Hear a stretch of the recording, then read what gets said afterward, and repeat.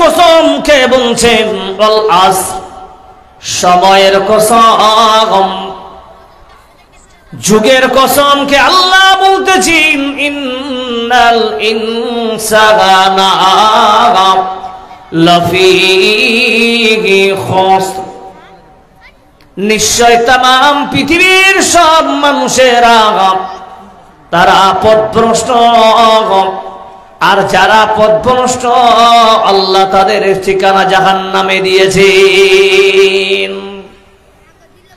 মুসলমান, আল্লাহ কেন কসম খাচ্ছেন শোনো, কারণ যুগের কসম, সময়ের কসম খাবার কারণ হলো বান্দা, তোমার কাছ থেকে যে সময় অতিবাহিত হয়ে যাচ্ছে ওই সময়টা আর তোমরা ফিরে পাবে না। আমরা কয়েক ঘন্টা আগে মাগরিব পড়লাম, এই মাগরিবের নামাজ আর কিয়ামত পর্যন্ত আমরা যদি আল্লাহ বাঁচিয়ে রাখে আমরা ওই মাগরিবের নামাজের মতো আর নামাজ পাবো না। কেমন সময়কে মূল্যায়ন করবেন? সময় অতিবাহিত হয়ে যদি চলে যায় হাজার কাঁদবেন, হাজার কান্না করবেন, সব করবেন, কিন্তু ওই সময়টা আর ফিরে পাবেন না। একটা উদাহরণ দিলে বুঝতে পারবেন। মনে করেন আপনাদের এলাকায় জালসা হচ্ছে, এই আপনাদের দালকুলা এলাকার 5 জন সন্তান তারা গেল দুবাইতে ঘুরতে গেছে। এবার দুবাই যাবে, বুর্জ খলিফায় থাকবে। তারা 125 তলা ফ্লাইট তারা ভাড়া করে রেখেছে। সেই জায়গায় শিডিউল হলো, রুলস বানিয়েছেন হোটেলের মালিক। ম্যানেজার 5 জনকে বুঝিয়ে দিলেন, ভাই জানো শোনো, সকাল তোমরা 4টা থেকে রাত 10টা, সকাল 10টা পর্যন্ত তোমরা এই লিফটের মাধ্যমে 125 তলায় যাবে, নামবে, আসবে, কোনো বাধা নাই। কিন্তু মনে রাখিও রাত 10টার পর লিফট বন্ধ থাকবে। তোমাদের যদি 125 তলায় যেতে হয় তাহলে তোমাদেরকে সিঁড়ির মাধ্যমে যেতে হবে।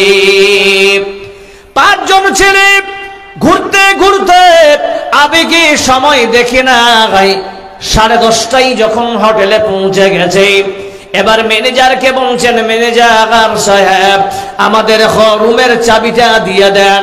যখন চাবি নিয়েছে লিফটের দরজা গিয়ে দেখতেছেন নো এন্ট্রি লেখা, তার মানে বন্ধ হয়ে আছে, এই দিক দিয়ে আর যাওয়া যাবে না, বন্ধ।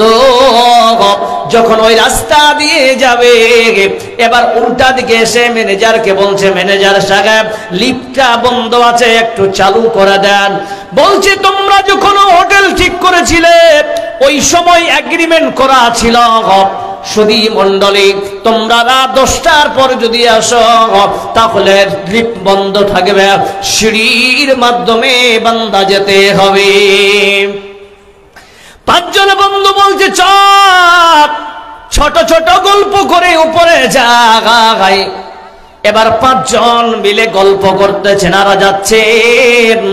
যেতে যেতে যেতে যেতে যেতে 125 তলায় যখন পৌঁছে গেল, বলছেন আব্দুল্লাহ চাবি বের কর, বলছে চাবি নাই। ও আব্দুর রহমান চাবি বের করো, বলছেন চাবি নাই। ওকে বলছেন চাবি দে, চাবি নাই, বলছে চাবি দে, চাবি নাই। নিজেই যে প্রশ্নকারী বলছেন তোমাকে একবার প্রশ্ন করি, তুমি নিয়ে এসেছো নাকি? বলছে না না আমিও আনিনি। বন্ধরে আমার এবার 3 জন মিলে বলছেন, ও ভাই কে একজন আছো, তোমরা নিচ তলায় গিয়ে চাবিটা আনো। 125 তলা চড়ার কেমন কষ্ট আপনারাই নিজে জানেন, ওই পরতলা যাবেন কষ্ট হবে। ওই বান্দা বলতেছে তুমি যদি কেউ একজন চাবি নিয়ে আসতে পারো তাহলে বান্দা শোনে না, তোমাকে আমি বাকি 5 দিন ফ্রিতে তোমাকে খাওয়াবো। ওই বান্দা বলছেন আমি বারান্দায় শুইতে রাজি আছি, কিন্তু ফ্রি অফ কষ্টে আমি যাব না, নিচে যাব না। উঠা যে কষ্টটা আমি জানি বন্ধু সব কিছু হাঁটাওটাও বেকার হলো বান্দা তুমি দুনিয়া করবা আল্লাহ রাব্বুল আলামিন বলতেছেন বান্দারে শোনো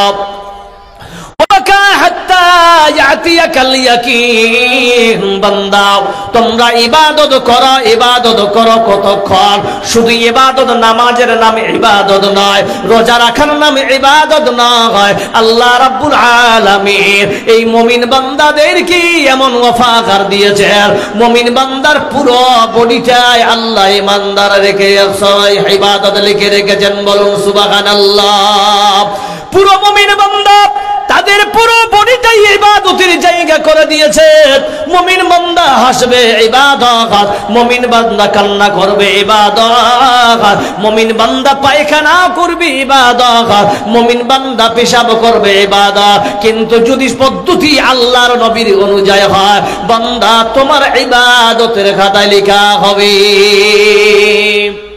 সুধী মণ্ডলী আল্লাহ রাব্বুল আলামিন বলতেছেন বান্দা শোন শোন শোন ইন্নাল ইনসানা লাফি খুসর নিশ্চয় तमाम পৃথিবীর সব মানুষেরা জাহান্নামে যাবে তারা পথভ্রষ্ট আর পথভ্রষ্ট যারাই হবে তারা আল্লাহর জাহান্নামে যাবে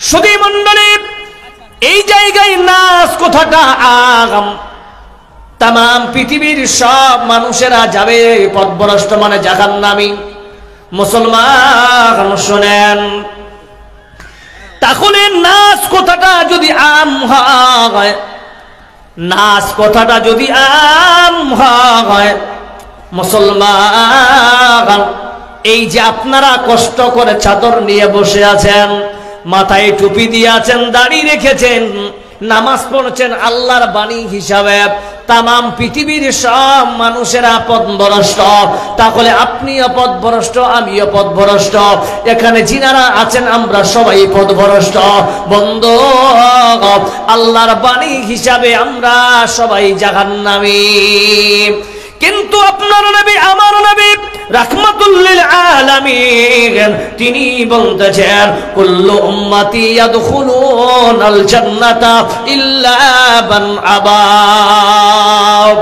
আল্লাহর নবী বলতেছেন तमाम পৃথিবীর সব মানুষদেরকে আল্লাহ যদি জাহান্নামে দিয়ে দেয় তাদেরকে যদি পথভ্রষ্ট করে দেয় তারা যদি পথভ্রষ্ট হয় কিন্তু আমি মুহাম্মদ বলতেছি আমার উম্মতিরা সব জান্নাতি দেখে যা তো কুরআন মে এ মুহতারাম মুস্তাফা কি উম্মতি খায়রুল উমাম জোরে বলুন নারায়ে তাকবীর সুধী মণ্ডলী আল্লাহর নবী বলতেছেন আমার উম্মতিরা সব জান্নাতি এইদিকে আল্লাহ বলছেন আমার तमाम পৃথিবীর সব মানুষ জাহান্নামী পথভ্রষ্ট তাহলে আল্লাহ বলছেন জান্নাতে যাবে না জাহান্নামে যাবে আপনার আমার নবী বলতেছেন আমার উম্মতেরা জান্নাতি এখান কি হবে আল্লাহ রাব্বুল আলামিন বলতেছেন মুহাম্মদ চিন্তা করবেন না तमाम পৃথিবীর সব মানুষদেরকে আমি আল্লাহ সবাইকে যদি জাহান্নামে দিয়ে দিই শুনে রাখো মুহাম্মদ সাল্লাল্লাহু আলাইহি ওয়াসাল্লাম চার গুণওয়ালা মানুষদেরকে আমি আল্লাহ জান্নাতে দিব কে চার গুণওয়ালা মানুষ আল্লাহ রাব্বুল আলামিন বলতেছেন ইল্লাল্লাযীনা আমানু ওয়া আমিলুস সালিহাত ওয়া তাওয়াসাউ বিল হক ওয়া তাওয়াসাউ বিস সাবর আল্লাহ চারটা গুণ যাদের মধ্যে থাকবে আল্লাহ তাদেরকে আল্লাহ জান্নাত দেবেন এইদিকে আপনার নবী আমার নবী বলতেছেন तमाम উম্মতিরা জান্নাতি ইল্লা আল্লাহ ওইদিকে ইল্লা দি ইস্তিসনা করে চারজনকে নির্দিষ্ট করেছেন এরাই জান্নাতি বাকি জাহান্নামী মায়ার নবী বলতেছেন ইল্লা মান আবা,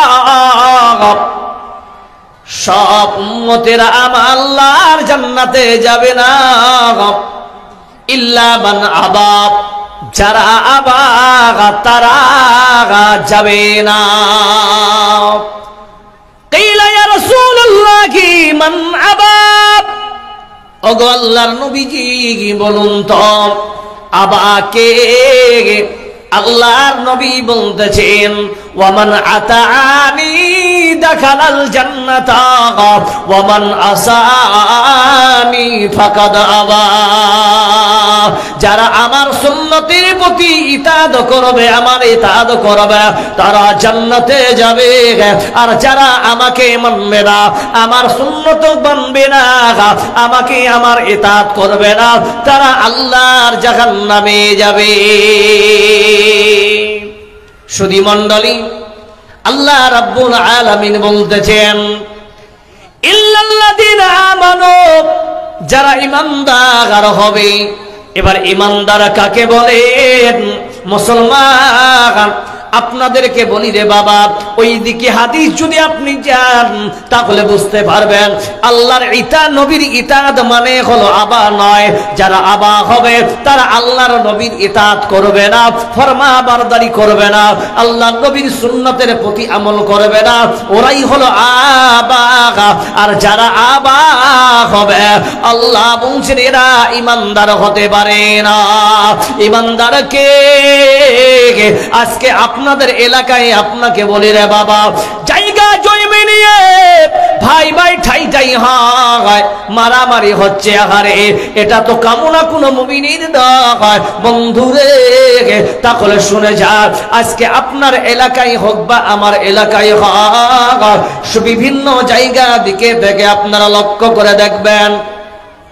মুসলিম শরীফের হাদিস, আল্লাহর নবী বলতেছেন বনি ইসরাইলের জামানায় দেখেন ঈমানদার কাকে বলে? ঈমানদার মরবে, ঈমানদার মরবে, বেঈমানি কোনদিন ঈমানদার করবে না। মুমিন বান্দা যারা হবে কোরআন এবং সহিহ সুন্নাহর বাইরে আমল করার চেষ্টা করবে না, কারণ ওরা ভালো করে জানে এই দুনিয়াটা হলো খেলতামাশার জায়গা। এই দুনিয়ায় থাকলে কিছুই হবে না, আমাকে ভালো আমল করে আল্লাহকে খুশি করে জান্নাত পেতে হবে। আল্লাহর নবী বলতেছেন বনি ইসরাইলের দুইজন ব্যক্তির ঘটনা শুনুন, কেমন তারা ঈমানের পরীক্ষা দিয়েছেন। আজকে আমরা হালাল হারাম কিছুই বুঝি না, যেখান থেকে আসে আসুক। বাপ নামাজ পড়ে, ছেলে লটারি খেলে, কি ভাই ঠিক না? ঠিক। বাবা নামাজ পড়ে, বাবা হাজি সাহেব, ছেলে দারুঘর। বাবা মাদ্রাসার একজন সেক্রেটারি, আর ছেলের নাম করা ব্যাংকের সুদখোর। বলুন ঠিক না বেঠিক? এটা তো কোনো মুমিনের কামনা নয়। বাবারে, আপনি বাপ হয়েছেন, আপনার ছেলের খবর কে নিবে? এই জন্য আল্লাহ রাব্বুল আলামিন কোরআন দিয়ে বুঝিয়েছেন, ও মুসলমান শোনেন, কু আনফুসাকুম ওয়া আহলিকুম নারা, নিজেকে বাঁচাও, নিজে আহল আয়ালকে বাঁচাও ওই জাহান্নামের আগুন থেকে। বান্দা আপনি নামাজ পড়ে কি বুঝাতে চেয়েছেন? আমি জান্নাতে যাব, আর আপনার ছেলেটা এই হারাম কামাই করে, এই হারাম জিনিস ব্যবহার করে আপনি মনে করেছেন আমি পার পেয়ে যাব। না না না না বন্ধুরে, এটা তো কোনোদিন হবে না। কারণ আল্লাহ রাব্বুল আলামিন বলতেছে তুমি নিজেই বাঁচবো, তার নাম ইমানদার নয়।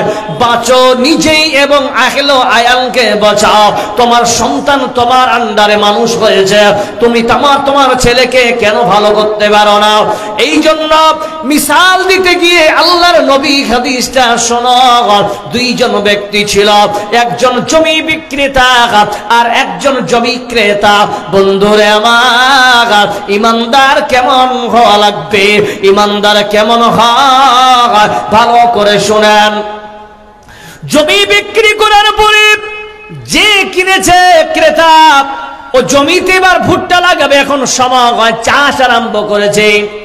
চাষ আরম্ভ করতে দিয়ে চাষ করতে করতে আপনারা দেখেছেন নাঙ্গল, তার মধ্যে একটা ফাল থাকে, কি থাকে না জোরে বলেন? এই নাঙ্গল দিয়ে হাল চাষ আরম্ভ করেছি। আরম্ভ করতে করতে হঠাৎ নাঙ্গলের ফালে একটা খট করে শব্দ বেরিয়েছে। যখন শব্দ বের হলো, বান্দা হাল দাঁড় করে বলছে না, আরে কিসের শব্দ হলো? কিছুক্ষণ পরে দেখা যায় ওই জায়গায় কলসের মাথায় গিয়া নাঙ্গলের ফালটা লেগেছে। এই মাটি সরানোর পর দেখা গেল ওটা কোনো কলস নয়, এটা কোনো আজে বাজে জিনিস নয়, পুরো কলসটাই হলো স্বর্ণের। বলুন সুবহানাল্লাহ। স্বর্ণের কলস, মাটি দিয়ে মুখটা ঢাকা। মুখটা যখন মাটিটাকে সরানো হলো বান্দা, এবার দেখা গেল ওই মাটিটা সরানোর পর ওই কলসের ভিতরে স্বর্ণ মুদ্রা দিয়ে পুরো কলসটা ভর্তি আছে। সুধী মণ্ডলী, এবার আপনি আমি যদি হতাম, আজকে বাজারে লাগিয়েছে এখানে জালসার বাজার, জালসার মেলাতে কেউ যদি 2000 টাকা কুড়িয়ে পায়, লোকটা জালসা শুনবে? আরে ভাই বলেন, জলসা শুনবে? ও বলে চল তাড়াতাড়ি পালিয়ে যায়। তো ও এটা বুঝে না যে টাকাটা পাওয়াটা আমার ঠিক হলো কি হলো না। এই জন্য আমি মনে করি যে কুড়িয়ে নেওয়াটাও দোষ নয়, শরীয়ত মোতাবিক যদি আপনি মনে করেন কুড়িয়ে পাওয়াটাও দোষ। কিন্তু আজ আমরা হালাল হারাম বুঝি না, পেলে হলো চল। এবার ওই ব্যক্তি করছে কি, কলসটাকে মাথায় নিয়ে ছুটলেন বিক্রেতার বাড়িতে। যদি হাদিসে নাম উল্লেখ নেই, বিক্রেতা বাড়িতে গিয়ে বলছেন, ভাই বাড়িতে আছেন? বলে কে? বলছে আপনার জমিন যে আমি খরিদ করেছিলাম, ক্রেতায় এসেছি। বলে কি ব্যাপার? বলছে আপনার সঙ্গে লেনদেন হলো, রেজিস্ট্রি ফেস্ট্রি এভরিথিং সবকিছু হয়ে গেছে, বাস আজকে চাষ আরম্ভ করতে গিয়ে এই সোনার কলসটা আপনার জমিনের ভিতর থেকে পেয়েছি। তো ওই লোক বিক্রেতা বলছে, এটা কোনো ব্যাপার হলো নাকি? তুমি কিনেছো, তোমার সম্পদ, তুমি আমাকে কেন নিয়ে এসছো রে ভাই? বলছেন ভাই যেন শোনেন, কাল কিয়ামতের দিনে আল্লাহ যদি আমাকে কাঠগড়ায় দাঁড়িয়ে বলে, ও বিক্রেতা তুমি জমিন কিনেছিলে, জমিনের উপর লেভেলের দাম তুমি দিয়ে কিনেছ, আর জমিনের ভিতরে দামি দামি সম্পদ তুমি পেয়েছ, বান্দা এটার দাম তো তুমি তাকে দাও নাই। ও বান্দা, তুমি যে এতদিন ধরে আমার ইবাদত করেছ, তোমার সব ইবাদত আমাকে খুব ভালো লেগেছিল, তোমার সব কিছু ইবাদত আমি কবুল করেছি বান্দা, কিন্তু শুনে না, এই যে তুমি ইবাদত করতে যাচ্ছ রে বান্দা, এই জিনিসটা কেন করলা? এই ভুল কেন করেছো? তুমি চার মালটাকে কেন দিলা না? তুমি জমিনটা উপর লেভেলে কিনেছো, ভিতরের মালের কেন তুমি লভ করতে গেলে? আল্লাহ যদি এইভাবে প্রশ্ন করে বান্দা, ও গো ভাই, তাহলে আমার বরবাদ হয়ে যাবে পরকালটা। পরকালের ভয়, ইমান বাঁচানোর ভয়, ও গো ভাই, তোমার মাল তুমি নিয়ে নাও। সুধী মণ্ডলী, এই কথা যখন বলার পর বিক্রেতা বলছে, তুমি নিজে জাহান্নাম থেকে বাঁচতে চাও? ও মুসলমান, ভালো করে শোনো। বিক্রেতা বলছেন, তুমি জাহান্নাম থেকে বাঁচতে চাও, আমাকে ঢুকাতে চাও? বলছেন, ভাইজান, কাল কিয়ামতের দিনে আল্লাহ যদি আমাকে প্রশ্ন করে, বান্দা তুমি জমিনটা খরিদ করেছিলে, বিক্রি করে দিয়েছিল, ভালো কথা, কিন্তু দ্বিতীয়বারের জন্য ওই বান্দার সম্পদের হাতে তুমি কেন হাত দিতে গেলা? ও জমিন কিনেছিল, কি খরিদ করেছে, বাস অর হয়ে গেল। জমিনের নিচ থেকে নিয়ে আসমান পর্যন্ত ওর দখলে আছে, তুমি কেন ওর মালটা হাতাতে গেলে বান্দা? আল্লাহ সেদিন যদি আমাকে প্রশ্ন করে, বান্দা কেন তুমি মাল নিতে গেলে, তাহলে সেদিন আল্লাহ যদি আমাকে বলে এই আমলের কারণে আমাকে আল্লাহ যদি জাহান্নামে দিয়ে দেয়, তাহলে আমার এই পরকাল আমার বরবাদ হয়ে যাবে। হাদিসের মধ্যে আছে এই ঝগড়াটা 2 দিন 2 রাত, কেউ লিখেছেন 3 দিন 3 রাত চলেছে। মুসলমান জবাব দেন, এই ঝগড়াটা কিসের? মুসলমান জনে বলেন, ইমানদারে কি ইমানের কিনা? ইমান বাঁচানোর তাগিদে এই লোক ছুটলেন কাজী সাহেবের কাছে। কাজী সাহেবের কাছে গিয়ে এবার তাকে প্রশ্ন করলেন, বিচার দিলেন। ওগো কাজী সাহেব, আমরা এই সমস্যার সম্মুখীন হয়েছি, কাজী সাহেব রে, তুমি আমাদেরকে ফয়সালা করে দাও। এবার কাজী সাহেব শুনে হতভম্ব হয়ে বলছেন, আগারে জীবনে বহু ফয়সালা করেছি, সমস্যার সমাধান করেছি, কিন্তু এই রকম সমস্যার কোনোদিন সমস্যার সম্মুখীন হয়নি। বাস কিছুক্ষণ পরে ওই কাজী সাহেব বলছেন, ও বিক্রেতা ভাই এখানে আসো, ও ক্রেতা ভাই এখানে আসো। ক্রেতাকে বলছেন, তোমার মেয়ে আছে? বলে হ্যাঁ আছে। বলছেন, ও বিক্রেতা ভাই তোমার ছেলে আছে? বলে হ্যাঁ আছে। বলছে, 2 জনের সঙ্গে বিবাহ দিয়ে দাও, এর ফয়সালা হয়ে যাবে। সেই বিক্রেতা বলছে, ওগো কাজী সাহেব, আপনার কাছে এসেছিলাম কলসের ফয়সালা নিতে, কিন্তু আপনি ছেলে মেয়ের বিবাহ দিতেছেন, না না না, এটা আমরা চাই না। কাজী সাহেব বলছে, এটাই হবে তোমাদের সমাধান, কারণ মেয়ের বিয়ে দিতে হলে মোহরানা আদায় হয় কি হয় না? আপনার দিকে মোহরানা দেয়? মোহরানা দিতে হয়। সেই কাজী সাহেব বলছেন, কলসের মধ্যে যতগুলো স্বর্ণ মুদ্রা আছে, অর্ধেক স্বর্ণ মুদ্রা মেয়েটাকে মোহরানা স্বরূপ দিয়ে দিয়ে, বলুন সুবহানাল্লাহ। বাকি যে স্বর্ণ মুদ্রাগুলো থাকবে, এইগুলা দিয়ে বান্দা ছেলেটা অলিমা খাওয়াবে, বলুন সুবহানাল্লাহ। এবার মোহরানা অলিমা খাওয়ানোর পর যদি মুদ্রা বেঁচে যায়, এলাকার সমস্ত গরিব মিসকিনকে তোমরা সাদকা করে দিবে। ও তুই এ দুনিয়ার মায়ায় পড়ে করছো কত বাগানা, এই তো নয় সে আসল বাড়ি, কবর যে তোর আসল ঠিকানা। এই তো নয় সে আসল বাড়ি, কবর যে তোর আসল ঠিকানা। ভাই বেরাদার যারাই ছিল, একে একে সব হারালো। ভাই বেরাদার যারাই ছিল, একে একে সব হারালো। তুমি আমি কেউ রব না, তুমি আমি কেউ রব না, দিতে হবে রওনা। এই তো নয় সে আসল বাড়ি, কবর যে তোর আসল ঠিকানা। জোরে বলো নারে তাকবীর। শুধু মণ্ডলী, তাহলে হাদিসের মধ্যে তিনটা জিনিস পেলাম।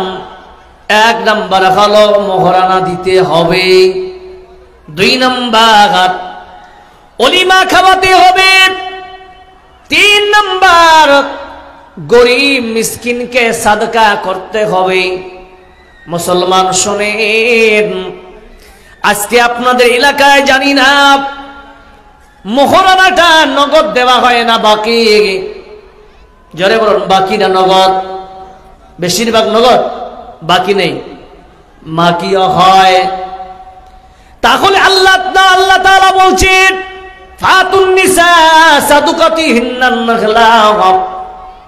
ও বান্দা শুনে নাও, তোমরা যখন বিয়ে করবে মেয়েকে, তোমরা সাদুকাতিহিন্না নাখলা, তোমরা মোহরানা বুঝিয়ে দাও। বলুন সুবহানাল্লাহ। কারণ তাদের এটা হক।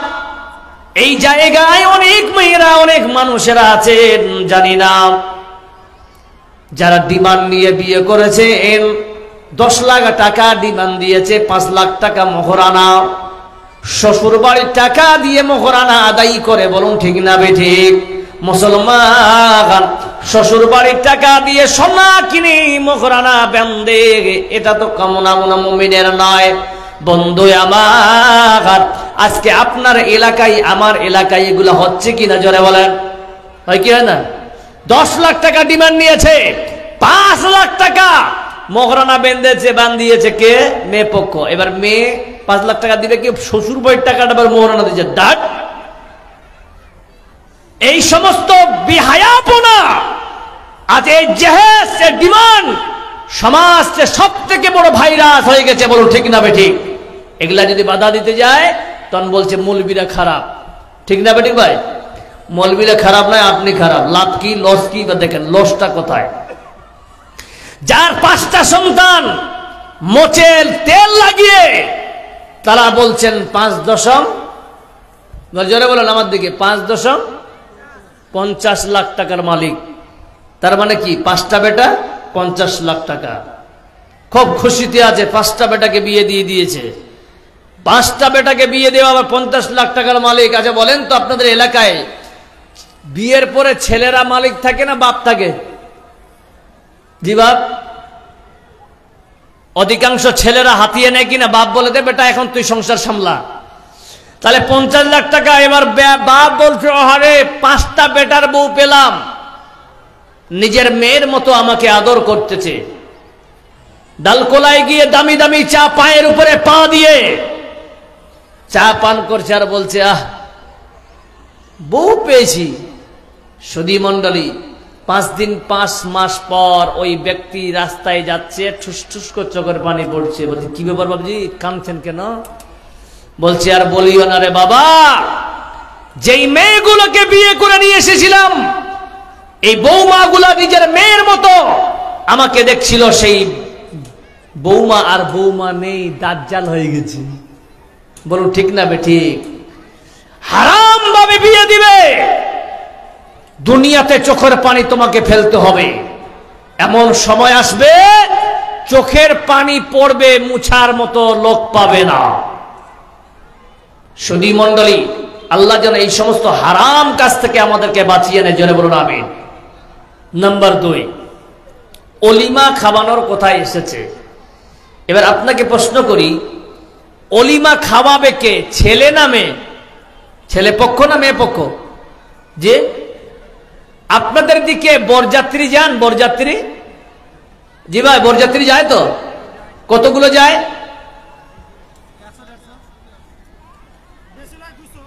বেশি লয় ফের? বলছে বেশি লয় 200, বেশি বের লয় ফের 200। তাহলে 200 জন যদি বরযাত্রী যান, তাহলে এই 200 জনের যতগুলা বরযাত্রী যায় সবাই কি নামাজি? জি ভাই, সবটি হাজি সাহেব? কেউ বলছে হাজি সবটি হাজি সাহেব। জি না, 200টার মধ্যে 190টাই খাড়ায় পেশাব করা, গুটকা খর আর বিড়ি খর আর